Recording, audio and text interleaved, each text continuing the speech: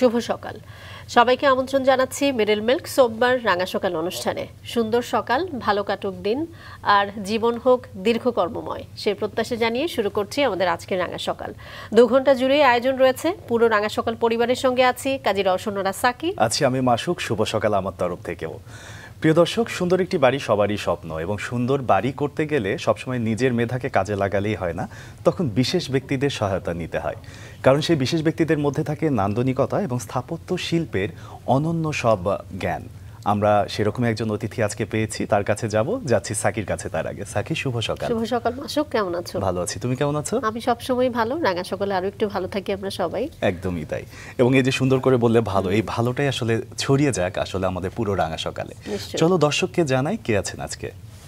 প্রিয় দর্শক, আমাদের আজকে রাঙা সকালের অতিথি স্থপতি সঞ্জিদা শামস। চলুন তাকে স্বাগত জানাই। শুভ সকাল। শুভ সকাল। কেমন আছেন? জি আলহামদুলিল্লাহ, আপনি ভালো আছেন? আমরা সবাই ভালো আছি, রাঙা সকাল পরিবার ভালো আছে। ম্যাম, আমরা যদি শৈশবের কথা চিন্তা করি, একসাথে কিন্তু একদম পোনা মাছের ঝাঁকের মতো অনেকগুলো স্মৃতি চলে আসে। আপনার কাছ থেকে শুনতে চাই, আপনার শৈশবের কোন স্মৃতিগুলো আসছে? জন্ম কোথায় ছিল? আমার জন্ম চিটাগংয়ে, পাথরঘাটা চার্চের পাশে। আচ্ছা আচ্ছা। এটা হচ্ছে তারপরে আমার বেড়ে ওঠা ঢাকা শহরে। বাট আমার প্রথম স্কুল হচ্ছে ডিসি হিলের পাশে। ওই স্কুলটা ছিল একটা কিন্ডারগার্টেন। এখন আমি রিসেন্টলি কিছুদিন আগে গিয়ে দেখলাম ওটা একটা বালিকা বিদ্যালয় হয়ে গেছে আর কি। তো আমার আব্বা হচ্ছে ইউসিসি ছিলেন, আমেরিকান এম্বাসি। তো ওনার চাকরি সূত্রেই আমাদের এখানে ওখানে যাওয়া। বাট আমরা যখন ঢাকায় আসি 78-এ, তারপর থেকে ঢাকায়, মানে আমরা বেড়ে ওঠাটা অ্যাকচুয়ালি ঢাকাতে। আচ্ছা, সে সময় ঢাকার এই সময় ঢাকার মধ্যে অনেক পার্থক্য আসলে লক্ষ্য করা যায়। আপনার কাছ থেকে শুনতে চাই যে আপনি কি কি পার্থক্যের সাক্ষী? আচ্ছা, আমি যখন চিটং থেকে ঢাকায় আসি তখন তো আসলে অনেক ছোট। তো আমার কাছে যেটা মানে এখনকার বাচ্চাদের বেড়ে ওঠা বা আমাদের বেড়ে ওঠার মধ্যে যে পার্থক্যটা আমি দেখি, সেটা হচ্ছে যে আমরা কিন্তু যে পাড়ায় আমি বড় হয়েছি, এখনও আশেপাশেই থাকি, 4টা মাত্র স্ট্রাকচার ছিল, সব মাঠ। আর যে এরিয়া এখন আমি থাকি ওটা ছিল ধান ক্ষেত। হ্যাঁ, আমার বাসার সামনে কিন্তু এখনো রাস্তা হয় নাই ওইভাবে, কারণ ওটা একটা ক্ষেতের আল ছিল। সো ওই আল এখনো ওই যে দাগ খতিয়ান মিলাতে পারে নাই হয়তো, সেই জন্য এখনো প্রপার রাস্তা হয়নি। তো আমরা ওই একটা বোধহয় দোতলা বিল্ডিং ছিল মোস্ট প্রবাবলি, আমি যে এরিয়াতে থাকি, আর সব টিনের ঘর, আমবাগান। তো আর আমাদের যে রাস্তাটা ওই মানে ওখানেই আমাদের, এখন আমার আব্বা ওখানেই সেটেল করেছেন। ওই রাস্তাটা ছিল ইটের, ওই হেরিংবোন রাস্তা। হ্যাঁ, তো আমরা সারাক্ষণ খেলতাম টেলতাম। হ্যাঁ, তো এভাবেই হচ্ছে যে আমি যেটা দেখি যে পান্থপথ যেটা, সেটা ছিল একটা কানেক্টিং ক্যানাল, যেটা হচ্ছে ধানমন্ডি লেক বেগুনবাড়ির সাথে কানেকশন। সো ওইটার উপরে একটা বাঁশের সাঁকো ছিল। আমার স্কুল ছিল ঢাকায় আসার পরে, আমি যে স্কুলে পড়তাম ওটা কলাবাগানে।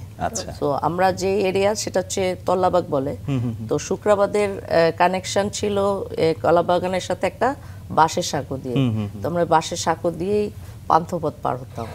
হ্যাঁ, তো এটা মানে কেউ চিন্তা করতে পারবে না যে এটা কি ছিল, জাস্ট দুই পাশে বস্তি, মাঝখানে কানাল। যেটা আবার ধানমন্ডি লেকটাও তখন অন্যরকম একটা মানে ভাইব ছিল। হ্যাঁ, মানে এখন যেমন একটু গোছানো, হ্যাঁ, মানুষ অন্যরকম ফিল করে। আমরা কিন্তু যেগুলো এখন ওই যে মানুষ খেতে যায় না রেস্টুরেন্টের মতো, ওগুলো দ্বীপের মতো ছিল। ওটাও বাঁশের সাঁকো দিয়ে মাঝে মাঝে আড্ডা টাড্ডা মারার জন্য আমরা ওখানে গিয়ে আড্ডা মারতাম ফ্রেন্ডরা মিলে। নগরায়নের ফলে আসলে অনেক কিছু হারিয়ে যায়, অনেক পরিবর্তন হয়। আপনি যেটি বলছিলেন যে আসলে বোঝার কোনো উপায় থাকে না, এবং আপনি হয়তো দেখেছেন, মানে এমনও হয় হয়তো মনেও পড়ছে না যে এই জায়গাটাতে আসলে কি ছিল। রাইট। হ্যাঁ, তো ক ভাই বোন ছিলেন আপনারা? আমরা 2 ভাই বোন, আমি বড়, আমার ভাই ছোট। আচ্ছা, তো আমরা জানবো, পর্যায়ক্রমে আসবো। ছোট্ট করে আগে আপনার সম্পর্কে দর্শকদেরকে মাসুক জানাবে, তারপর ফিরি। অবশ্যই। প্রিয় দর্শক, সঞ্জিদা শামস বাংলাদেশের একজন স্বনামধন্য স্থপতি। তিনি দীর্ঘ 2 যুগের বেশি সময় ধরে আধুনিক স্থাপত্য শৈলীর সমন্বয়ে স্থাপত্য শিল্পে সৃষ্টিশীল কাজ করে যাচ্ছেন। 2000 সালে বাংলাদেশের প্রকৌশল বিশ্ববিদ্যালয় বুয়েটের স্থাপত্য বিভাগ থেকে ব্যাচেলর অব আর্কিটেকচার ডিগ্রি লাভ করেন তিনি। শিক্ষা শেষ করেই তিনি অ্যাসোসিয়েট আর্কিটেক্ট হিসেবে যোগ দেন তানিয়া করিম এন আর খান অ্যাসোসিয়েটস নামে একটি প্রতিষ্ঠানে। 2005 সালে তিনি স্কলাস্টিকা গ্রুপের সিনিয়র আর্কিটেক্ট হিসেবে যোগ দিয়ে 3 বছর কাজ করেন। এরপর যোগ দেন অটোবি লিমিটেডের চিফ আর্কিটেক্ট হিসেবে। 2012 সালে তিনি নিজে গড়ে তোলেন ইনোভা আর্কিটেক্টস নামে একটি কনসালটেন্সি ফার্ম। এ যাবৎ তিনি বেশ কিছু দৃষ্টিনন্দন স্থাপনার ডিজাইন এবং ইন্টেরিয়র করে নিজেকে নজরে এনেছেন অন্যদের। সম্প্রতি তিনি মর্যাদাপূর্ণ বাকু ইন্টারন্যাশনাল আর্কিটেকচারাল অ্যাওয়ার্ড লাভ করেছেন। প্রকল্প ম্যাক ডিজাইন হাউসের নকশার জন্য তিনি এ স্বীকৃতি লাভ করেন। চলুন আবারও ফিরে যাই তার কাছে। আপনার কাজ সম্পর্কে অনেক কিছু শুনছিলাম, পুরো সময় জুড়ে আসলে আরও বিস্তারিত আমরা আপনাকে জানবো এবং দর্শককে জানানোর চেষ্টা করব। ভাই বোন ছিলেন দুজন? জি। আপনি বড় না ছোট? আমি বড়। আচ্ছা, দারুণ। পরিবারে তো বাবা মা দুজনেই ছিল বেশ শিক্ষানুরাগী। হ্যাঁ, আমার আব্বা আমেরিকান এম্বাসি ইউসিসি চাকরি করতেন। উনি লাইব্রেরি ডিরেক্টর হিসেবে পরে রিটায়ারমেন্টে যান। আচ্ছা। আর আমার আম্মা হচ্ছে স্কুলের টিচার ছিলেন। আচ্ছা আচ্ছা। আমার ভাই এমবিএ করে বাইরে চলে গিয়েছিল, বর্তমানে দেশে চলে এসেছে। আর আমি এখানেই। আচ্ছা। আমার খেলাধুলা, বেড়ে ওঠা, শিক্ষা এবং চাকরি, এখন ব্যবসা, সবই এখানেই আমার। দারুণ। আসলে যেটা হয় শৈশবে আসলে ভিত্তি প্রস্তুতটা যেটা, সেটা আসলে স্থাপন হয়েই যায়। আপনারও তেমনটাই হয়েছে। পরিবারে বাবা মার প্রভাব আপনার উপর কেমন ছিল? আমার আব্বার প্রভাব একটু বেশি। আমার আব্বা মানে আমার আব্বার যেটা ছিল যে পিয়ারটা তার খুব ভালো ছিল। আচ্ছা। এটা আমার ভিতরে অটো ডেভেলপ করে গেছে।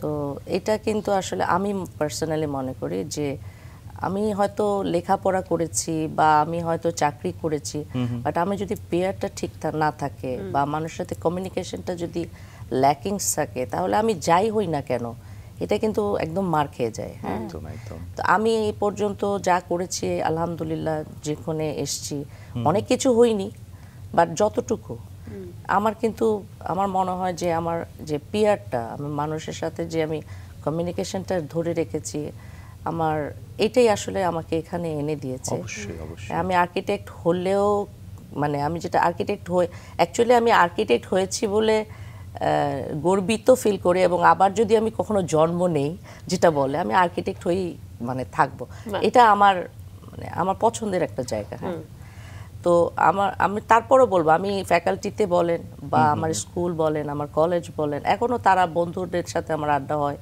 বা তারা আমাকে অনেক অনেক সাপোর্ট করে। আমার টিচাররা আমাকে সাপোর্ট করে। আমি আজকের আমি হতাম না যদি আমার টিচাররা, আমার ফ্রেন্ডরা বা আমার বাবা সবসময় বলতো মানে উপরের দিকে তাকাবি, কিন্তু plain living and high thinking should be the motto of life. এটা নিয়েই আমি এখনো টিকে আছি আর কি। নিশ্চয়ই নিশ্চয়ই, শেকড়কে ভোলা যাবে না, কিন্তু হাই থিঙ্কিং যেটি বলছিলেন পিয়ারের কথা, তো এটা কি আসলে বাই বর্ন? আপনি তো বললেনই আসলে বাবার প্রভাবটা আপনার মধ্যে ছিল, সেটা কি একদম ছোটবেলা থেকেই পরিলক্ষিত হলো? এটা আমরা একটু জানতে চাই, মানে এটা নিয়ে একটু টিপস নিতে চাই যারা কাজ করছেন। আমি কিন্তু অনেক দুষ্টু টাইপের একটা বাচ্চা ছিলাম, বাট দুষ্টু not in a negative sense, positive sense. আমি তো পাথরঘাটা চার্চের পাশে আমার জন্ম। তো আমাদের আশেপাশে কিন্তু খ্রিস্টান ফ্যামিলিজ ওরাই থাকতো, অ্যাংলো ইন্ডিয়ান যারা, তো ওনারা আমাকে প্রায় চার্চে নিয়ে যেত। আমি জানি না, আমার মা বলে তখন তো অনেক ছোট, চার্চে বোধহয় পোপ এসেছিলেন। আচ্ছা।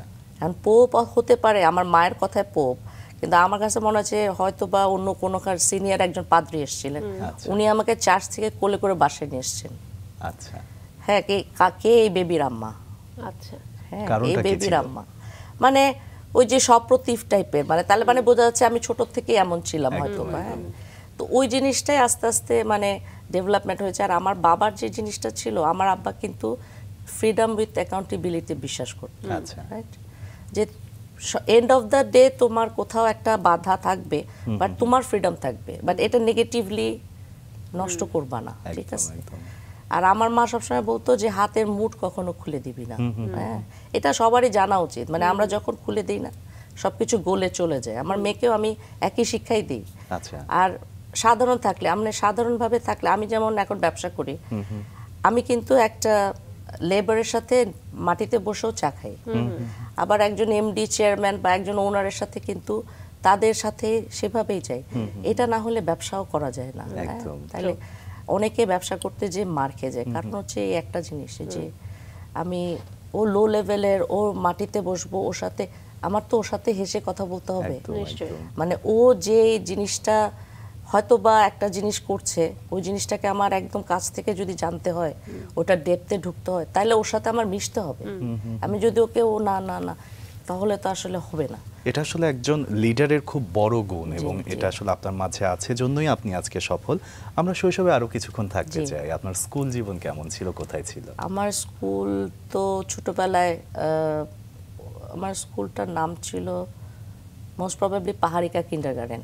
পাহাড়িকা কিন্ডারগার্টেন, ওটা এখন বালিকা বিদ্যালয় হয়ে গেছে। কিন্তু এখন দেখে আমার খুব কষ্ট লাগে, ভাঙাচোরা। তখন তো মজাই লাগতো।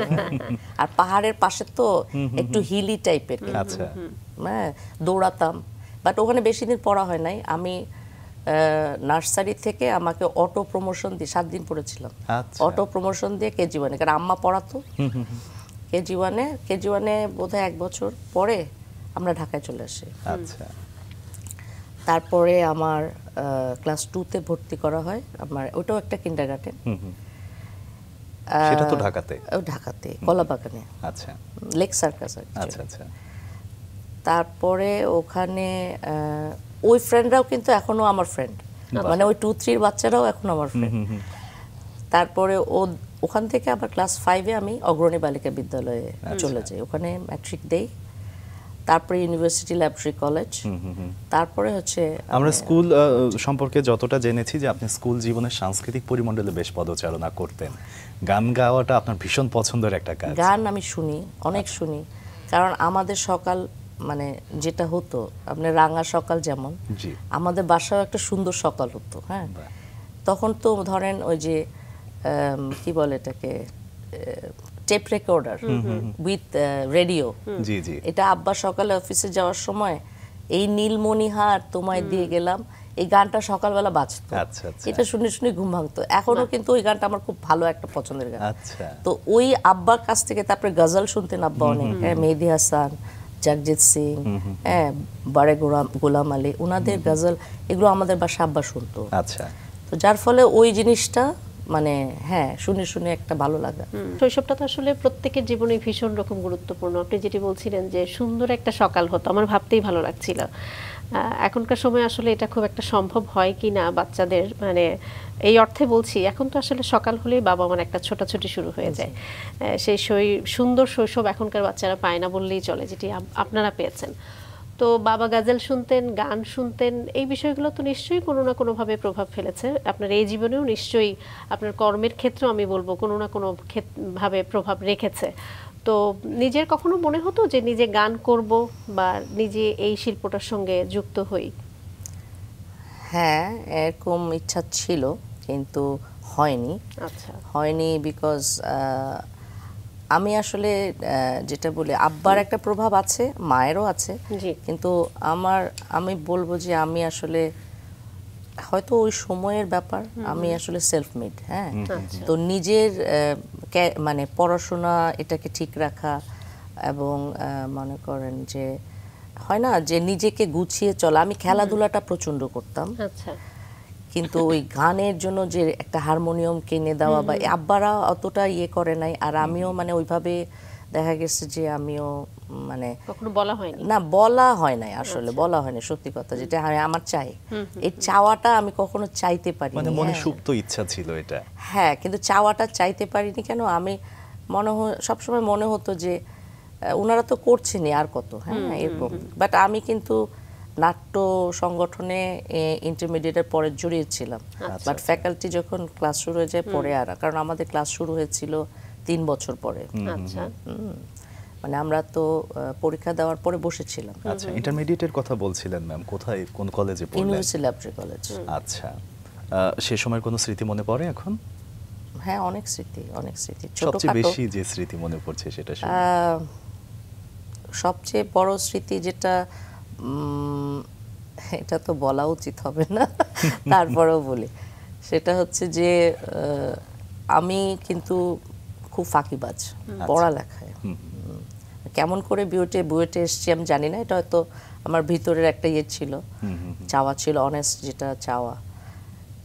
আমি যখন ফার্স্ট ইয়ার থেকে সেকেন্ড ইয়ারে উঠি আচ্ছা তখন আমি বাং দিয়েছিলাম 2টা পরীক্ষা, হ্যাঁ মানে পরীক্ষাই দেই নাই। আব্বা আম্মা কিন্তু জানে যে আমি পরীক্ষা দিয়েছি, কেমিস্ট্রি, ফিজিক্স অ্যান্ড ম্যাথস, 3টা। পরীক্ষা না দিলে কি হয়, ফেল আলটিমেটলি। তো ওই ফেলের যে পেপারটা মানে রিপোর্ট কার্ডটা, ওটা আমি নিজের সিগনেচার করে জমা দিয়েছি, আব্বার সিগনেচার। আচ্ছা তো যখন আমাদের ইয়ে হয় মানে পরীক্ষার আগে তো গার্জিয়ান কল করা হয়েছিল, তো আমার মা আর খালাকে ডাকা হয়েছে, মানে আমার মাকে ডাকা হয়েছে বেসিক্যালি, আবার প্যারেন্টস ডাকা হয়েছে। তো আম্মা গিয়ে বলছে যে আপনাদের ফার্স্ট ইয়ার থেকে সেকেন্ড ইয়ারে বাচ্চা উঠে, আপনাদের কেমন কলেজ, আপনারা কি বলে মানে কেয়ার নেন না বা আমাদেরকে বলেন না, বা আপনাদের রেজাল্ট হয়েছে আমরা জানি না। হ্যাঁ, তখন একজন টিচার ছিলেন এবং আল্লাহর রহম যে ওনার কাছে আমি পড়েছিলাম, যার ফলে উনি আমাকে চেনে যে আমি কি দুষ্ট। হ্যাঁ, তো তো উনি বলছে যে আপনার হাজব্যান্ড তো সিগনেচার করছে। হ্যাঁ, আচ্ছা আমার আব্বার সাইন নকল করে জমা দিয়েছিলাম। তো পরে আম্মা মারতো, কিন্তু টিচার আমাকে বাঁচিয়ে দিছে, প্লাস আমার খালা ছিল আর কি।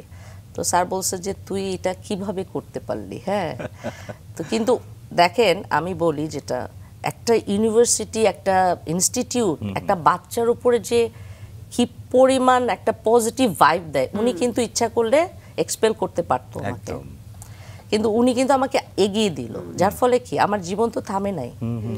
এবং আমি কিন্তু বুয়েটের একটা স্টুডেন্ট ছিলাম। হ্যাঁ, তো টিচারটা খালি বকা দিল, তুই এটা কি করছিস, এটা করা হয়, এটাই সেই হাবিজাবি করে আমি যে কোনো শিশুর জীবনে বা যে কোনো স্টুডেন্টের জীবনে আপনি যেটি বললেন যে একটা ইনস্টিটিউটের ভূমিকা কিন্তু অপরিসীম। আপনি যেটি বললেন যে আপনাকে নেগেটিভ ভাইবও দিতে পারতো, শুধু তাই নয়, মানে এখন যেটা হয় মানে সবার প্রতি রেসপেক্ট রেখেই আমি বলছি যে এমনও হয় যে গার্জিয়ানদেরকে কোনো কোনো ক্ষেত্রে আন্ডারএস্টিমেট করা হয় তার সন্তানের জন্য, যেটা আসলে ভীষণ রকমের দুঃখজনক। এবং আপনি যেটি বললেন যে আপনি তো আসলে থেমে থাকেননি, আপনি বুয়েটের মতো একটা জায়গায় পড়াশোনা করেছেন, তো এই বিষয়গুলো আমার মনে হয় দৃষ্টি দেয়া ভীষণ রকম জরুরি।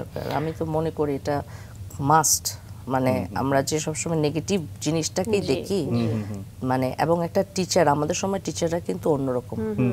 মানে আমি সবসময়, আমার বাচ্চাও কিন্তু, আমার একটা মেয়ে, সে শহীদ আনোয়ারে পড়তো, তো ওর একটা ঘটনা ঘটেছিল, তা আমি পরে আমি কিন্তু ওর স্কুলে কখনো যাই নাই, কারণ আমি আমার মেয়েকে সবসময় বলছি যে বাসায় আমি তোর প্যারেন্ট, স্কুলের টিচাররা তোর প্যারেন্ট, যেভাবে আমি বড় হয়েছি। একদম। কিন্তু আমাকে এক সময় যেতে হয়েছিল, কিন্তু যাই হোক, মানে এটা আমি ওকে শিখাইছি এবং ও কিন্তু এভাবেই চলে ওখানকার ইয়েতে, আমাদের যেন যেতে না হয়। কিন্তু দেখা যায় যে এখনকার প্যারেন্টসরা সব কিছুতে নাক গলাচ্ছে, এটাও কোনোদিনও উচিত না। আমাদের বাবা মা কোথায় নাক গলিয়েছিল, তা আমরা বড় হই নাই? ওদেরকেও টিচাররা যদি প্রপার গাইড করে, ওরাও কিন্তু সুন্দর মানুষ হয়ে যাবে। একদম একদম। কিছু ভুল তো করবেই, আসলে কিছু ভুল করার অধিকার সবারই আছে, ভুল থেকে শিক্ষাটা নিতে হবে। ম্যাম, আপনি ভুল আমি বলবো না, আপনি এক প্রকার মজাই করেছেন যে বাবার সিগনেচার নকল করে দিয়েছেন। জীবনে এই পর্যায়ে এসে সেটাকে আসলে অনেক মজারই মনে হচ্ছে আমার কাছে, কারণ আপনি সফল হয়েছেন। কিন্তু সফলতার প্রথম যে বিশেষ ধাপ, সেটা হচ্ছে আপনার বুয়েটে পড়া, খুব সম্ভবত। জি, বুয়েটে যে পড়লেন, এর জন্য একটা দুরন্ত অমনোযোগী শিক্ষার্থী বুয়েটে চান্স পেলেন, এর পিছনে নিশ্চয়ই অনেক অধ্যাবসায় ছিল। কি ধরনের অধ্যাবসায় ছিল? বেসিক্যালি যেটা হয়েছে আমি একটু বলি, আমার পেছন দিকের কথা বলতে হবে। যেহেতু ঢাকা শহরে আমরা এসেছি, আমার দাদার বাড়ি কিন্তু হচ্ছে রংপুর। তো দেখা যেত আব্বা যখন ঢাকায় চলে এসছেন, আমার চাচারা বা আমার ফুপুরা বা আমার নানার বাড়ির দিকের লোকজন, ঢাকায় কিন্তু ওইভাবে করে তেমন কেউ ছিল না, যার ফলে আমাদের বাসায় একটা ঘাঁটি ছিল। আচ্ছা, তো এরা যখনই আসতো দেখা যেত যে ওদেরকে নিয়ে চিড়িয়াখানা, শাহবাগ, ওই জাদুঘর, তারপরে ধরেন কমলাপুর রেলওয়ে স্টেশন, যদি ওরা ট্রেনে না এসে থাকে বাসে আসে, তো এরকম বিভিন্ন ধরনের স্থাপনাগুলা এদের সাথে ঘুরে ঘুরে দেখা হতো। কিন্তু আসান মঞ্জিল, লালবাগের কেল্লা, তো এগুলা দেখা হতো। তো যেখান থেকে বলছিলাম যে দেখতে দেখতেই কি এক সময় মনে হলো যে আমি ওই ধরনের? না না না, আমার ছোটবেলায় পাইলট হওয়ার ইচ্ছা ছিল। কারণ আমি যে বাসায় থাকতাম, এখন আর খুঁজে পাওয়া যাবে না। কারণ কি খুঁজে পাওয়া যাবে না, তখন তেজগাঁতে বিমান উঠতো, তেজগাঁ। আর আমাদের বাসা ছিল একতলা, জানালায় আমি পা দুটা জানালা দিয়ে দেখতাম যে প্লেন উড়ে। আচ্ছা তো আমার খুব ইচ্ছা ছিল পাইলট। আমাদের সময়ের বোধহয় বেশিরভাগ বাচ্চাদের এরকম একটা স্বপ্ন থাকে পাইলট হবো। তো আমি প্লেন উড়া দেখলে আমার খালি মনে হতো এটা। তো একটা সময় বুঝছি যে আসলে একটা পাইলট হতে গেলে হিউজ এক্সপেন্ডিচার, হ্যাঁ, রাদার কি করা যায়। বাট আমি ওরকম কিন্তু না কিছুতে। তো একবার ওই যে আমাদের বাসার ঠিক কাছেই ওই সংসদ ভবন, আমাদের সংসদ ভবন, তখন কনস্ট্রাকশন শেষ হচ্ছে। আচ্ছা আমি তখন বোধহয় মোস্ট প্রবাবলি 3-4 or 4-5 এরকম, আমার মনে নাই। তো আমার এক কাজিন আমাকে বেড়াতে নিয়ে গেছে, ওই যে আসেন ঘুরতে যাওয়া, হ্যাঁ দেখি যে একটা বিশাল প্লাজা, হ্যাঁ, আমি একটা এতটুকু মানুষ, বিশাল একটা বিল্ডিং, কিন্তু দেখে মনে হচ্ছে 2-3 তলা। তখন আমার কাছে মনে হচ্ছে যে কি মানে হিউজ স্ট্রাকচার না। পরে আমাদের বাসায় একজন টিচার আসলো, আমার ভাইকে পড়ায়, উনি আর্কিটেকচার পড়তো। তো ওনার কাছে শুনলাম যে আর্কিটেকচার বলে একটা শব্দ আছে, কি সেটা, কি করেন আপনি, মানে আমি জিজ্ঞেস করলাম। তখন উনি আর কি একটু এক্সাম্পল দিল যে দেখো সংসদ ভবন দেখেছো, এটা এরকম। তখন আমার মনে হচ্ছে আচ্ছা এই সাবজেক্টটা মানে বেশ গাল ভরা, পড়া যায়। আচ্ছা তো এটার পিছনে তখন আমি লেগে গেলাম যে এইটা আমাকে পড়তে হবে, যেভাবেই হোক আর্কিটেকচার আমার ঢুকতে সেটা হবে। কোন সময়, তখন আপনি কি পড়ছেন? আমার মনে হয় 6-7 হবে। আচ্ছা তারপরে এই তো আস্তে আস্তে মানে ওই স্বপ্নটা থাকে না, আর মানে ভিতরে ছিল যে এটা হইতে হবে, না হলে আমার পড়াশোনার দরকার নেই। আমি কিন্তু ঢাকা ইউনিভার্সিটিতেও চান্স পেয়েছিলাম, বাট আমি কন্টিনিউ করি নাই। তো যাই হোক, এখন আল্লাহ তাআলা আর কি সুযোগ করে দিয়েছে। তার মানে সাকি আমরা বুঝতে পারছি যে স্বপ্নের বুননটাও এক প্রকার অধ্যাবসায়, তাই না? নিশ্চয়ই নিশ্চয়ই, অবশ্যই। স্বপ্নের কাছে যেতে হলে তো সেই অধ্যবসায় প্রয়োজন আছে। তো ইউনিভার্সিটি লাইফটা নিয়ে একটু জানি, কেমন ছিল? নিশ্চয়ই তখন পুরো দমে পড়াশোনা, পুরো দস্তর একটা ব্যস্ততা। হ্যাঁ, কিন্তু আমাদের ফ্যাকাল্টি বুয়েটের তো, জি। আমাদের ফ্যাকাল্টিটা কিন্তু আমি বলবো একটা আলোকিত জায়গা। মানে নিশ্চয়ই। স্ট্রাকচারটা দেখলেও আপনারা বুঝবেন, মানে দুই পাশে করিডোর, মানে উপরে মানে লাইট আসার যে ব্যবস্থা, বা গ্লাস, বড় বড় গ্লাস প্যানেল, এবং আমাদের মানে হয় না, মানে স্বাধীনতার ভিতর দিয়ে পড়াশোনা করা। হ্যাঁ, এখানে যারা থিওরি বেসড তাদের হয়তো খাটনিটা বেশি, আমি থিওরি বেসড না, আমি ডিজাইন বেসড। বাহ। হ্যাঁ, সো আমরা ডিজাইন বেসড, আমরা রাত্রেও কাজ করতাম। হ্যাঁ, দিনে সকালবেলা দেখা যেত সব ঘুমাচ্ছি, ওই টিচার আসছে নিচের থেকে, মানে আমাদের তো লং লং টুল, উঁচু বাট টুল যেমন ওরকম উঁচু উঁচু টুলে বসে ড্রাফটিং করতে হতো। আচ্ছা তো সব নিচ থেকে দেখা যেত টিচার পড়াচ্ছে, পিছন দিয়ে বোর্ডের দিকে আমরা টুপ টুপ করে ব্যাঙের ছাতার মতো গজাতাম আর কি, সব পিছন দিক থেকে ঢুকতাম আর কি। মানে সকালে ক্লাসটা আমাদের জন্য কষ্টই ছিল, আচ্ছা কারণ আমরা সারা রাতই মোটামুটি জাগতাম। একদম। তো মানে যারা থিওরি বেস তাদের জন্য অবশ্যই এটা হার্ড ওয়ার্কিং, কারণ পড়া প্লাস ডিজাইন করা, হ্যাঁ, এটা একটু কষ্টকর।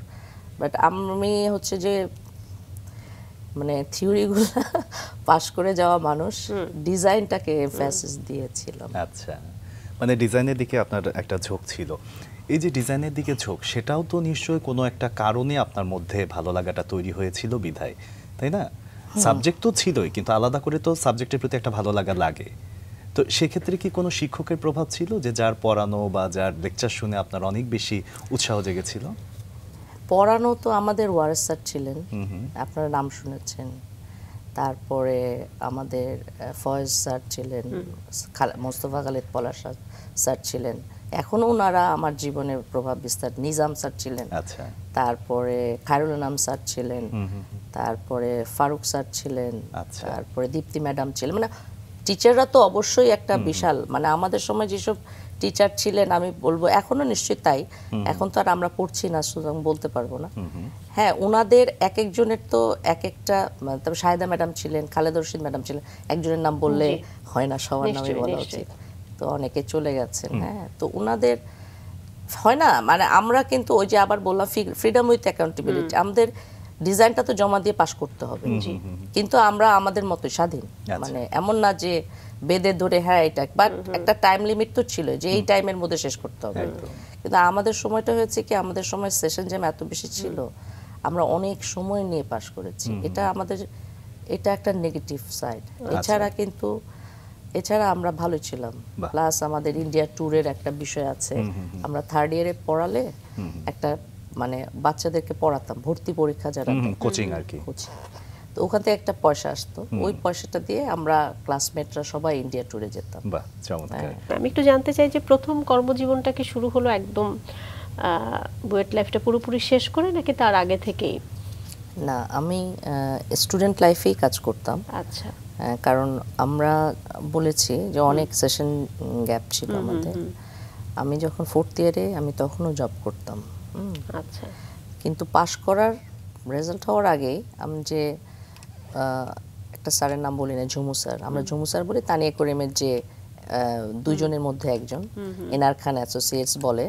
সো এনআর খান হচ্ছে আমাদের ক্লাস টিচার ছিলেন।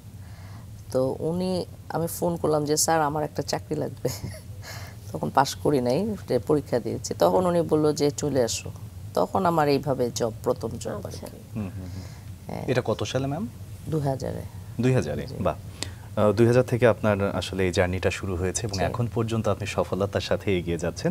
সেই সময় যে এনআর খানে আপনি জব পেলেন, প্রথম জবের অভিজ্ঞতা শুনতে চাইবো, কারণ একজন তরুণ স্থপতি হিসেবে নতুন একটা জব এনভায়রনমেন্ট আসলে একটু মানিয়ে নেওয়া বা সবকিছু মিলে একটু বিষয় থাকে, সেই বিষয়গুলো একটু আপনার কাছে শুনি।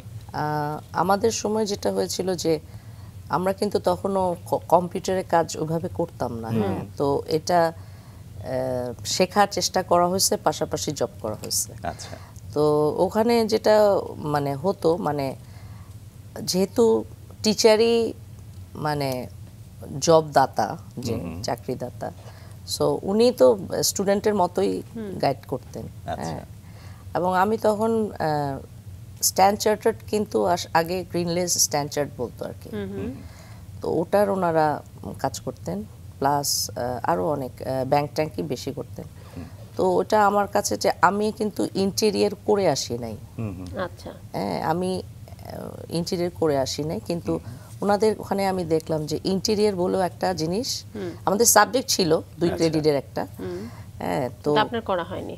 না না, ওই সাবজেক্টে পড়াশোনা করার প্র্যাকটিক্যাল কাজ তো আলাদা। থিওরি পড়েছেন কিন্তু থিওরি প্র্যাকটিক্যাল পড়েছি, রাইট। হ্যাঁ, কাজী নাসির স্যার ছিলেন, আমাদের থিওরি করিয়েছিলেন।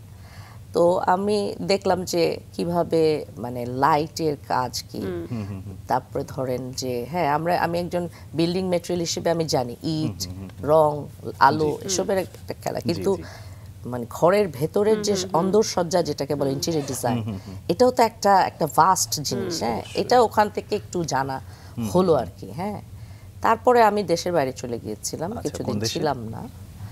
এটা 2001-এ। কোন দেশে গেলেন? আমি সিঙ্গাপুরে গিয়েছিলাম। আচ্ছা, পড়াশোনার কারণেই নাকি অন্য না, কারণে? পড়াশোনার কারণে যাই নাই, ইচ্ছা ছিল বাট হয় নাই আর কি। হ্যাঁ, তো আমি ওখানে ছিলাম বেশ কিছুদিন, পরে এসে আবার নতুন করে শুরু করা হয়েছে আর কি। আচ্ছা, নতুন করে কোথায় শুরু করলেন? আমি মাঝখানে ছিলাম একটা ফার্মে, ওটার নাম আর্কিটেক্টার। তারপরে একটা অ্যাড ফার্মে ছিলাম, প্রতিশব্দ কমিউনিকেশনস। আচ্ছা, তো একটা ভাঙা। এরপর আমার মেয়ে হলো, জি, তারপরে গ্যাপ দিলাম একটু 1 বছর। তারপরে নিজে একটু চেষ্টা করেছিলাম, বাট ওটা হয় নাই। তারপরে তো স্কলাস্টিকে ঢুকেছি। জি জি জি। আচ্ছা। ইনোভা আর্কিটেক্টস প্রতিষ্ঠা মানে সেটা কখন আসলে? সেটা কি? এটা 12 সাল থেকে আমি আচ্ছা, তখন কি আপনি জব করছেন নাকি সবকিছু ছেড়ে তারপর আসলে ওটা শুরু করলেন? আমার ভিতরে একটা জিনিস আছে যেটা অনেকেই করে না, সেটা হচ্ছে যে মানে ধরেন আমাকে কেউ জব দিয়েছে, তার মানে দে পেইং মি না ফর ডুইং ওয়ার্ক। তো এখন যেটা হয় যে ডিসঅনেস্ট হয়ে গেছি আমরা। হ্যাঁ, যে আমরা কি করি, আমরা জবও করি, বাইরে কাজও করি। আমি এটা পারি নাই। আচ্ছা, কারণ আমাকে যখন চাকরি করছি, আমি যখন আমার নিজের চিন্তা করব, তখন কিন্তু আমি চাকরিতে মনোনিবেশ করতে পারবো না। একদম রাইট। মানুষ কিন্তু দুইটা একসাথে করে, আমি পারি নাই। আচ্ছা আমি আমার যখন ছেড়ে দিছি, আমি তখন ব্যবসা শুরু করছি। আচ্ছা। হ্যাঁ, তো ইনোভা আর্কিটেক্ট শুরু হয়েছে 12 সালে। যদিও এটা আমি রেজিস্ট্রেশন বা আমার 10 থেকে, বাট আমি শুরু করেছি চাকরি ছেড়ে দিয়ে। আচ্ছা, এই যে নিজের ফার্ম পরিচালনার ক্ষেত্রে আসলে এতদিন তো অন্যের হয়ে কাজ করেছি, নিজের একটা জায়গা সেটাকে একদম শিশুর মতো লালন পালন করে একটা অবস্থানে নিয়ে আসা, এটা কিন্তু ভীষণ কঠিন ব্যাপার। এই কঠিন কর্মটা আপনি কিভাবে সম্পাদন করলেন? এটার জন্য আমার জব কিন্তু একটা বড় দায়িত্ব বা সাপোর্ট দিয়েছে। কেন? আমি অটোবি লিমিটেডে কিন্তু ওখানে যে আমার ডিপার্টমেন্ট ছিল, এই ডিপার্টমেন্ট আমার নিজের হাতে করা। আচ্ছা, সো অটোবির ইন্টেরিয়র সেকশনটা পুরো আমার। ওখানে কখনোই আমি মনে করিনি আমি চাকরি করছি, বাট আমি চাকরি করতাম। আচ্ছা, তো কারণ আর আপনি কাজটাকে ভালোবাসতেন। হ্যাঁ, আমি ভালোবাসতাম, কারণ ওনারশিপ যদি ডেভেলপ না করে কোনো ব্যবসা, কোনো চাকরি কেউ কোনোদিন ভালো করতে পারবে না এবার। সো ওখান থেকে এই জিনিসটা ছিল। আর তারপরে তো মানে আমি যখন ডিটারমাইন্ড হ্যাঁ আমি ব্যবসা করব, তখন ওই জিনিসটাও তো আমার কাজে লাগছে। নিশ্চয়ই। হ্যাঁ, জীবনের সব অভিজ্ঞতাই আসলে সামনের জি, দিকে অবশ্যই, এগিয়েই দেয়। অবশ্যই। ম্যাম, আপনার ডিজাইনের যে উপকরণগুলো সেগুলো সাধারণত কাঠ, বাঁশ, পাথর এবং সবচেয়ে বড় গুরুত্ব থাকে আলোর দিকে। এই যে আলো নিয়ে খেলা, আলো আঁধারির খেলা, এটাকে আসলে মনের মধ্যে কিভাবে লালন করেন এবং একই সাথে কাজে কিভাবে ইমপ্লিমেন্ট করেন, চিন্তাটা কি থাকে? আলোর খেলা,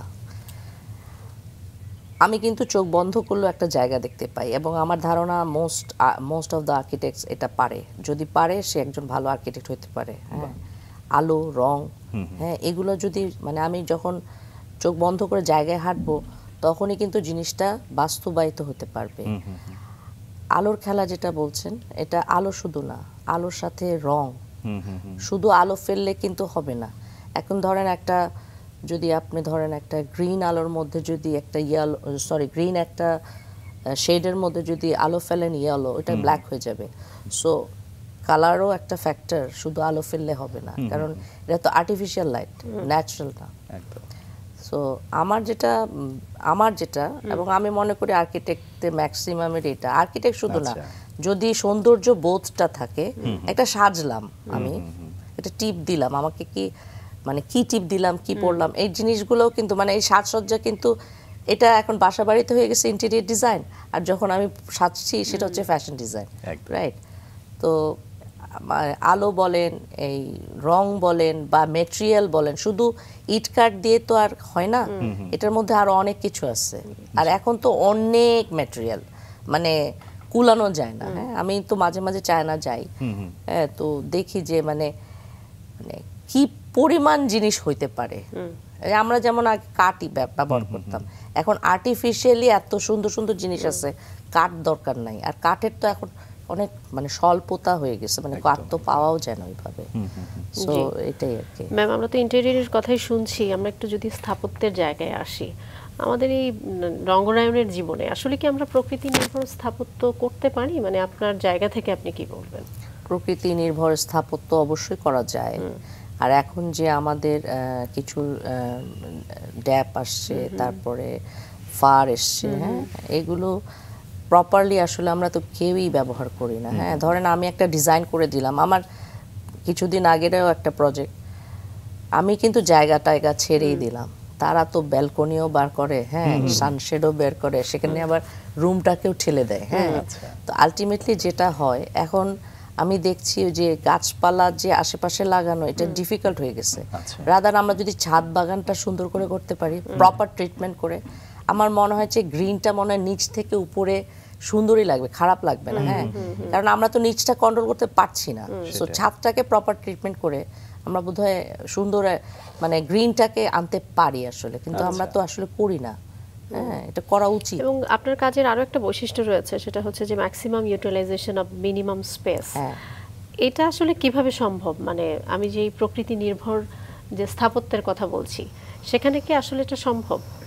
হ্যাঁ, অবশ্যই সম্ভব, কেন হবে না? মিনিমাম স্পেসের ক্ষেত্রে কিন্তু আমি কথাটা বললাম। হ্যাঁ, মিনিমাম স্পেস বলতে ম্যাক্সিমাম ইউটিলাইজেশন বলতে, যে ধরেন আমি আমি একটা বেডরুমই করলাম, একটা বেডরুমে কি কি লাগবে, হ্যাঁ, ধরেন আমি একটা তো বেড লাগবেই। হ্যাঁ, তো এখন বেডের সাইজটা কি, কতজন অকুপেন্ট ওখানে থাকবে, তারপরে ধরেন একটা ড্রেসিং থাকবে, একটা ক্যাবিনেট লাগবে, তারপরে ধরেন যে আরো আরো আরো আনুষঙ্গিক কিছু জিনিসপত্র থাকে, এগুলোকে প্রপারলি একটা অ্যারেঞ্জমেন্টের মধ্যে আনা, কালারটা নিয়ে একটু খেলা, যে ছোট একটা রুম আমি হয়তো কালো বা ডার্ক কালার দিলাম, ওটা কিন্তু আরো ছোট হয়ে যাবে। আগেকার দিনে দেখবেন বাসাগুলা নীল, সবুজ, গোলাপি এসব রং করে। হ্যাঁ, এখন কিন্তু ওখান থেকে আমরা বের হয়ে গেছি। হ্যাঁ, আমরা একদম দেখা যাচ্ছে একটা ছোট্ট, এখন তো ছোট ছোট অ্যাপার্টমেন্ট, সো রুমটাকে কিভাবে বড় করা যায়, আলোটা কিভাবে আনলে ঠিক হয়, রংটা কি হওয়া উচিত, ফার্নিচারের কালারটা কি হওয়া উচিত, ফ্লোরের কালারটা কি হওয়া উচিত, এইসব কিছু মিলিয়ে যে মিনিমাম যে মিনিমাম সেটা হ্যাঁ ম্যাক্সিমাম ইউটিলাইজ এভাবে করা যাবে। বাহ, চমৎকার। ম্যাম, আপনি তো আপনার লাইফে অনেকগুলো প্রকল্পই করেছেন, কিন্তু তার মধ্যে বিশেষ একটা প্রকল্প হচ্ছে ম্যাক ডিজাইন হাউস। এই যে এই প্রকল্পের ধারণা এবং এটা আসলে বাস্তবায়ন করলেন কিভাবে, সেটার গল্প একটু ছোট্ট করে শুনি। ওকে, আচ্ছা, ম্যাক ডিজাইন হাউস এটা কিন্তু আমার বেশ কিছু আগের প্রজেক্ট, কিন্তু এটা আমার একটা ম্যাগাজিনও এসেছিল। তো এটা হচ্ছে যে একটা গার্মেন্টসে গিয়েছিলাম, মাধবদীতে একটা গার্মেন্টস ফ্যাক্টরিতে কিছু কাজের জন্য গিয়েছিলাম। তো ওনারা বললো যে ওনাদের একটা ডিসপ্লে এরিয়া লাগবে। সো কোথায় হবে সেটা আমাকে নিয়ে গেল একটা গোডাউনের ভিতরে। আচ্ছা, গোডাউনে হচ্ছে অনেক কলাম, অন্ধকার, জানলা টান্না নাই। তখন আমি মানে ছবি টবি তুলে আমি চিন্তা করলাম, আমি বললাম ঠিক আছে আমি করব, দেখি এরকম করে। সো কলামগুলাকে আমি লাইট সোর্স করে দিলাম। আচ্ছা, যেটা ছিল অন্ধকার একদম ডার্ক শেপি স্পেস, ওটাকে কলামগুলাকে আমি লাইট সোর্স করে দিলাম। হ্যাঁ, লাইট আলাদা করে কলামগুলাই লাইট। বুঝতে পেরেছি। আর ফ্লোরের যে মেটেরিয়ালটা ছিল, মানে ওখানে যে কার্পেট ছিল, ওগুলোকে করে হোয়াইট রিফ্লেকটিভ টাইলস দিলাম। কিছু কিছু জায়গায় মিরর টেরার ইউজ করলাম, রংটা হোয়াইট স্টোনে নিয়ে আসলাম। তো এই সব কিছু মিলিয়ে একটা ডিফারেন্ট ভাইব দিল আর কি। মানুষের জীবনে আসলে কাজ করতে করতে একটা সময় আসে যখন কাজের স্বীকৃতি দরকার হয় বা আশা করে, এবং যারা যোগ্য তারা পেয়েও যায়, যেমনটা আপনি পেয়েছেন। বাকু ইন্টারন্যাশনাল আর্কিটেকচারাল অ্যাওয়ার্ড, এই অ্যাওয়ার্ডটা পাওয়ার খবরটা যখন শুনলেন নিজের মধ্যে কেমন অনুভূতি হয়েছিল? হ্যাঁ, আমি তো বলেছি যে প্রজেক্টটা ম্যাক ডিজাইন হাউস, এটা ডটে অনেক আগেই, এটা 2018 বা 19-এ বোধহয় ছাপা হয়েছিল। তো যখন এটা ছাপা হয়েছে তার মানে এটা তো অবশ্যই একটা ভালো প্রজেক্ট হয়েছে, আমি বুঝতেছি। কিন্তু আমি কিন্তু এটা আসলে কোনো ইন্টারন্যাশনালি কোনো ইয়েতে পাঠানোর চিন্তাও করিনি। তো আমার অফিসে একটা ছোট আর্কিটেক্ট এসছে, ও বলল যে ম্যাডাম আমরা পাঠাই। তা আমি বললাম যে আচ্ছা পাঠাও। তো আমি তো আসলে ইন্টারন্যাশনাল 40টা দেশ, আজারবাইজানে কম্পিটিশন হচ্ছে, কত দেশের মানুষ, কত আর্কিটেক্ট, এখানে তো একটা। পরে আমি আর মেল টেল চেক করিনি। তো আমি আবার আমার মেয়েকে নিয়ে এক জায়গায় যাচ্ছি, হঠাৎ ও বলে আম্মু তোমার তুমি অ্যাওয়ার্ড পেয়েছো। আমি যে হ্যাঁ, তারপরে দেখলাম হ্যাঁ, এটাই আর কি। চমৎকার। নিশ্চয়ই বিদেশের মাটিতে মানে বাংলাদেশের আসলে আমার কিন্তু কোনো চেঞ্জ হয় নাই, মানে হঠাৎ করে একটা অ্যাওয়ার্ড পাওয়া বা আমি চেঞ্জ হয়ে যাব বা আমার যে খুব কিছু হয়ে গেছে তা না। এটা অ্যাপ্রিসিয়েশনটা আসলেই দরকার। এই যে বললেন না যে একটা কাজ করেছেন, একটা অ্যাপ্রিসিয়েশন, হ্যাঁ, এই যে আপনারা ডেকেছেন, হ্যাঁ, এটাও তো আমার কাছে ভালো লাগা। হ্যাঁ, হয়তো এটা আমার নেক্সট টিকে থাকার জন্য আরো কিছু পাথেও, রাইট? এবং আপনাকে পেয়ে আসলে আমাদের রাঙা সকালও সমৃদ্ধ হয়েছে, এটা স্বীকার করতেই হবে। ম্যাম, আপনি তো আসলে কাজ করছেন, বিভিন্ন পরিসরেই কাজ করছেন। আমি বলবো যে বাংলাদেশে কাজ করতে গিয়ে আন্তর্জাতিক মান সেটা ঠিক রাখাটা আসলে কতখানি চ্যালেঞ্জ হয়ে দাঁড়ায়? বাংলাদেশের আমাদের দেশের আর্কিটেক্টরা যারা বাইরে কাজ করে এবং তারা কিন্তু অনেক সুনামের সাথে কাজ করে, কারণ আমরা অনেক ডেভোটেড। আমরা যতটুকু মানে যারা আমরা নতুনদেরকে আমি জানি না এখনো, কিন্তু আমরা যারা কাজ করেছি বা আমাদের সিনিয়র যারা কাজ করছেন ওনারা খুব ডিটেইলে কাজ করার চেষ্টা করেন, আমার চেয়ে অনেক বেশি ডিটেইল কাজ করে। হ্যাঁ, সো আমার ধারণা যে এই যেমন আমি সানজিদা শামস, আমি never thought about any international কি বলে অ্যাপ্রিসিয়েশন, বাট এসছে। তো তার মানে আমি যে খেটেছি এটা তো একটা, তো আমি যদি পেতে পারি অবশ্যই আমরা ভালো কাজ করি। নিশ্চয়ই। এবং সেই জায়গা থেকে যদি বলি যে একজন স্থপতি যে শুধু মানে বিল্ডিং তৈরি করেন বিষয়টা তো এমনও না, তার কিছু সামাজিক দায়বদ্ধতাও থাকে। আপনি বিষয়টি কিভাবে ব্যাখ্যা করবেন? আমি সেই জায়গা থেকে এই কোশ্চেনটা আজকে রাখতে চাই যে আমরা কখনো কখনো সোশ্যাল মিডিয়াতে দেখি যে মিনিমাম একটা ভূমিকম্প হলে হয়তো বাংলাদেশের বিশেষ করে ঢাকায় অর্ধেক বিল্ডিংই ভেঙে পড়বে। তো এটার জন্য তো আসলে আপনারা যারা স্থপতি রয়েছেন তাদের তো কিছু দায় থেকেই যায়। এই বিষয়গুলো একটু ব্যাখ্যা করবেন ছোট ছোট করে। শুধু স্থপতি না, এর সাথে ইঞ্জিনিয়াররাও জড়িত। হ্যাঁ, সিভিল আমরা তো ডিজাইন করি, আমাদেরকে একটা ধরেন আপনার একটা পেজ দিলেন, আমি ওটার মধ্যে আঁকলাম, হ্যাঁ, কিন্তু এই পেজটার যে আঁকাটা এটা দাঁড়াবে কিসের উপরে? আমার তো পা লাগবে, নিশ্চয়ই। পাটা কে দিবে? আমি তো বললাম যে আচ্ছা এই 4টা কলাম লাগবে, কিন্তু কলামের যে স্ট্রেংথ, মাটির যে স্ট্রেংথ, এগুলো ক্যালকুলেশন করতে হবে। তো শুধু তো কলামের উপর একটা বিল্ডিং দাঁড়ায় যাবে না। সো এটার মধ্যে রড কতটুকু হবে, এটার মধ্যে মানে কংক্রিট কতটুকু যাবে, বালি, সিমেন্ট, এই হিসাবগুলা কিন্তু একজন ইঞ্জিনিয়ারের কাছ থেকে আসতেছে। It not only depend upon the architects, also আপন স্ট্রাকচারাল ইঞ্জিনিয়ার্স। হ্যাঁ, এই দুটার সমন্বয় যদি ঠিক থাকে, বিল্ডিং এর কোনো ক্ষতি হওয়ার কথা না। তার উপর হচ্ছে ক্লায়েন্ট। ক্লায়েন্টরা করে কি অনেক সময় দেখা যাচ্ছে এত হেভি কেন স্ট্রাকচার হবে, রড কমান, এই কমান, ও কমান, কিন্তু এটার যে আসলে ধরেন একটা বিল্ডিং এ আগুন লাগে, এখানে তো আগুন লেগেছিল না কিছুদিন আগে, তো এটা কি সম্পূর্ণ দায়িত্ব কি একজন আর্কিটেক্টের? না তো, না তো। আপনারা ঠিকমতো ফায়ার সার্ভিসের ব্যবস্থাটা রাখেন। এই বিষয়গুলো নেগোসিয়েশন হয় কিনা আপনাদের ক্লায়েন্টের সঙ্গে? আমরা তো বলি, আমরা ফায়ার ডোরের কথা বলি, ফায়ার এসকেপের কথা বলি, হ্যাঁ, রাখে না তো। ধরেন মেইন এন্ট্রি একটা ফায়ার এন্ট্রি, ওই ফায়ার এন্ট্রিটা তো কেউ রাখে না। ফায়ার এন্ট্রি যদি রাখে, ওখানে দেখা যাবে গ্যাসের চুলা, বার্নার, তো তোমরা সেফ হবা কোন দিক দিয়ে, যাবা কোন দিক দিয়ে বেরোয়? ঠিক আছে। সাকির, এই প্রশ্নের সাথে সামঞ্জস্যপূর্ণ আরেকটা প্রশ্ন আমার মাথায় এলো। সাকির ম্যাম, যেমনটা দেখা যাচ্ছে যে বর্তমানে নগরায়নের ফলে গ্লাস যে ওয়ালগুলো, হ্যাঁ, এগুলো খুব বেড়ে যাচ্ছে। এটা কি আসলে পরিবেশের জন্য ক্ষতিকর নাকি কোনো বিষয় রাখে? হ্যাঁ, অবশ্যই। আমরা তো আসলে করি কি, আমি 2000 সালে যখন সিঙ্গাপুরে ছিলাম, তখন দেখলাম যে পার্টেক্সের যে বোর্ডটা না, ওটা তখন ওদের ওখানে খুব পপুলার। আচ্ছা আচ্ছা। তো আমাদের দেশে তখনও কিন্তু পার্টেক্স জাতীয় জিনিস ওইভাবে আসে নাই। তা ওরা কি করে, 6 মাস 1 বছর পর জিনিসটা ফেলে দেয়। আমরা কি করি, ওইটাই টেনে এক বাসা থেকে আরেক বাসা, পার্টেক্সের জিনিস এইভাবে নেওয়া যায় না। লাইক দ্যাট, বাইরের যে বিল্ডিংগুলা যেখানে দেখা যাচ্ছে অনেক ঠান্ডা, হ্যাঁ, ওখানে হয়তো হিটটাকে অ্যাবজর্ব করা দরকার, গ্লাস সারফেস। আমরা কি করতেছি, ওইটা দেখে দেখে আমরাও গ্লাসের বিল্ডিং ডিজাইন করছি, বাট এটা যে হিট আমাদের জন্য, এটা যে হিট অ্যাবজর্ব করছে, এটা তো আসলে মানে এটা জানা উচিত, বোঝা উচিত। বা আমরা যারা শুধু ফ্যান্সি জিনিসটা করতে চাই, মানে ফাংশনটাকে দেখছি না, এটা উচিত না। ইনহ্যাবিটেন্টদের জন্য অনেক কষ্টকর হয়ে যাচ্ছে। সো এটা মানে আমরা জেনে বুঝেও করতেছি হয়তো, বা দেখতেছি, হ্যাঁ, অথবা ক্লায়েন্ট চাচ্ছে না আমাকে ওই বিল্ডিং এর মতো করে দিতে হবে। হ্যাঁ, আমাকে একজন বলল আমাকে কার্জন হলের মতো, তার বাসা এত সুন্দর, গ্রামের বাড়ি, পুকুর, সে কার্জন হলের মতো বাসা ডিজাইন করবে। কার্জন হল তো আমি করব না। তার মানে গ্লাস নির্ভর বিল্ডিং গুলো আসলে আমাদের জন্য অ্যাপ্রোপ্রিয়েট না। আর এই জন্যই কিনা আমি জানি না যে আমাদের দেশে ডে বাই ডে হিট এত বেড়ে যাচ্ছে কিনা। না, হিট তো অনেক কারণে বাড়ছে, আমরা এসি ছাড়া চলি না। এটা একটা কারণ হতে পারে কিনা।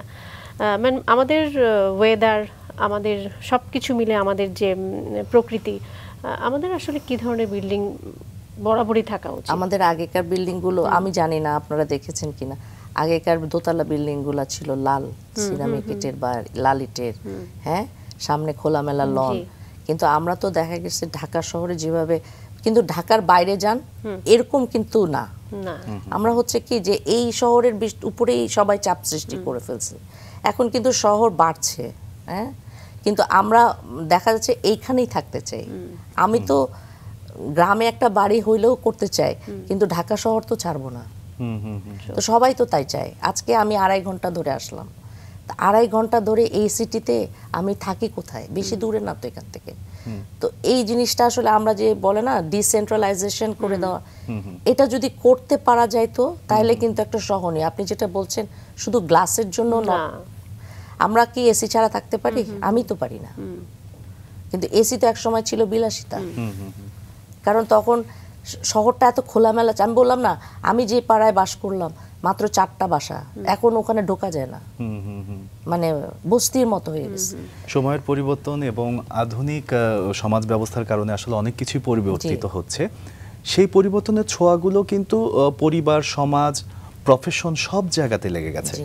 বর্তমান সময়ে প্রযুক্তির দ্রুত অগ্রগতির কারণে এআই বা 3D মডেলিংয়ের যে ব্যবস্থাটা এসেছে, এই নতুন টুলস আসলে স্থপতির ভাবনাকে কতখানি প্রকাশ করতে দিচ্ছে সেটা কি বাধার সৃষ্টি করছে না কোনোভাবেই, বা ক্রিয়েটিভিটির কোনো জায়গায় একটু গ্যাপ সৃষ্টি করছে না, আপনার কি মনে হয়? আমরা যখন ডিজাইন শুরু করি তখন আমরা একটা লাইব্রেরিতে ঘেটে ঘেটে দেখতাম, নিজে আঁকতেন না স্কেচগুলোও তো নিজেরা করতেন? হ্যাঁ, নিজেরা, মানে বললাম না, আমি যখন শুরু করি তখন আমি কিন্তু কম্পিউটারে যাই নাই, আমি থিসিস করেছি হাতে। তো আমার কাছে মনে হয় যে কম্পিউটার এটার ভিতরে যে জিনিস দিব বা কি, এটা কি জিনিস, তো আমি যদি আমার সময় মতো আউটপুট না পাই তখন কি হবে, তারপরে তো আমার পাস হবে না। হ্যাঁ, সো হাতেই করলাম। এখন তো চিন্তাই করতে পারি না। তো এখন যেই টেকনোলজি আসছে, ইট ইজ আ ব্লেসিং। মানে কিন্তু যদি আমরা ধরেন অনেক ক্ষেত্রে আমরা পুরোপুরি, যেমন ধরেন আমাদের ক্লায়েন্টরা কি করে এখন, ওই যে কি বলে ওটাকে, পিন্টারেস্ট, গুগল ছিল এতদিন, এখন পিন্টারেস্ট। আপনি কি করেন, এখানেই তো আছে, আপনি এটা করে দেন। তো এখানে যে আছে করে দেন, আপনার জায়গার সাথে মিলতে হবে তো ভাই, ঠিক আছে? কিন্তু এটা আমাদের জন্য ব্লেসিং যে আমরা অনেক দেখতে পাচ্ছি। আজকে বাকু অ্যাওয়ার্ড আমি পেয়েছি, এটা কিভাবে জানলাম? Through Google. সো আমি যদি না জানতাম, আমি কি এখানে পার্টিসিপেট করতে পারতাম? তো কিছু ক্ষেত্রে তো অবশ্যই আমাদের জন্য, এবং আমরা যে জিনিসগুলো আসছে এটাকে টুল হিসেবে নেই। অটোক্যাড একটা টুল, এআই একটা টুল, যদি এভাবে নেই জিনিসটা সুন্দর। কিন্তু আমি যদি মনে করি না এআই আমার ডিজাইন করবে, এই আমার 10x12 একটা রুম, এই জিনিস আছে, তুমি ডিজাইন করো, তাহলে তো আমার মেধার কোনো আর থাকবে না, রাইট? বাট আমি যদি টুল হিসেবে নেই যে এআই তুমি আমার এটা এইভাবে, সাজেশনগুলো কি হইতে পারে, একটা সাজেশন মানে যেটা আমার অনেকগুলো লোক নিয়ে কাজ করতে হইতো, সেটা আমি একাই হয়তো করে ফেলতে পারবো, রাইট? সো এইভাবে দেখলেই হয়। নিশ্চয়ই ম্যাম, ভবিষ্যতের আর্কিটেকচারে সাস্টেইনেবল ডিজাইন কতটা জরুরি, ছোট্ট করে শুনবো। সাস্টেনেবল ডিজাইন না হলে তো আসলে কোনো মানে একটা আর্কিটেকচার টিকবে না, ঠিক আছে? যেমন ধরেন আমি যদি তাজমহলকে দেখি, এটা যদি কালজয়ী না হতো তাহলে তো আজকে আমরা দেখতাম না, তাই না? সে কবে বানানো হয়েছে। বাট হ্যাঁ, দেখেন ওখানে আশেপাশে যে ধোঁয়া বা ওখানে যে যমুনা নদী শুকিয়ে যাওয়া, এইসব জিনিস, যে পরিবেশ দূষণ যেটাকে বলে, এটার জন্য ওর যে শ্বেত মর্মরের যে চাঁদনি রাতের রিফ্লেকশন হয় না, ভোরের সূর্যালোকের যে গোল্ডেন, ওটা হয় না। সো আর্কিটেকচার অবশ্যই মানে চিন্তা ভাবনা যদি না থাকে, সাস্টেনেবিলিটি না থাকে, টিকে থাকবে না, তো টিকে থাকবে না। ট্রু। আপনার প্রতিষ্ঠান, আমরা আরেকবার একটু আসতে চাই, ভবিষ্যতে আসলে সামাজিক দিক থেকে কি ধরনের কাজের সঙ্গে যুক্ত হতে চান, মানে এই স্থাপত্য শিল্পের সঙ্গে যুক্ত করে?